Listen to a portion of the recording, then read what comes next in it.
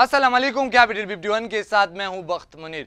दुनिया भर में आलमी वबा कोरोना वायरस से निपटने के लिए हिफाजती इकदाम किए जा रहे। पाकिस्तान में भी इसी सिलसिले में हिफाजती इकदाम किए जा रहे हैं। पाकिस्तानी हिफाजती इकदाम को WHO के सरबराह ने भी तसल्ली बख्श करार दिया है। वर्ल्ड हेल्थ ऑर्गेनाइजेशन के सरबराह का कहना है कि पाकिस्तान के हिफाजती इकदाम दुनिया के किसी भी मुल्क से कई गुना ज़्यादा अहम और बेहतर है और पाकिस्तान कोरोना वायरस के मुकाबले में कई गुना महफूज मुल्क है।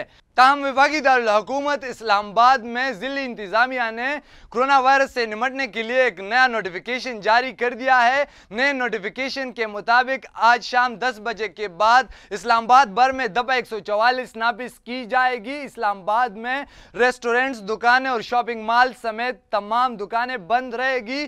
ताहम बुनियादी ज़रूरियाती ज़िंदगी के दुकान खुले रहेंगे ताकि ज़िंदगी का पहिया भी चलते रहें। इससे पहले कि हम आपको इस खबर की मज़ीद तफसीलात बताएं, आप हमारे चैनल कैपिटल 51 को सब्सक्राइब करें और बेल आइकन पर क्लिक करें ताकि आपको मजीद अपडेट्स मिलते रहें। नाजरीन, दुनिया भर के बेशतर ममालिक ने कोरोना वायरस की वजह से लॉकडाउन का तल्ख तजर्बा किया है और उम्मीद है कि अब उन्हें कश्मीर में होने वाले लॉकडाउन की वजह से मजलूम कश्मीरियों के दुख दर्द समझ आ जाएंगे। अब तक के लिए इतना ही। मजीद खबर और तज्जियों के लिए हमारे चैनल कैपिटल 51 को सब्सक्राइब करें।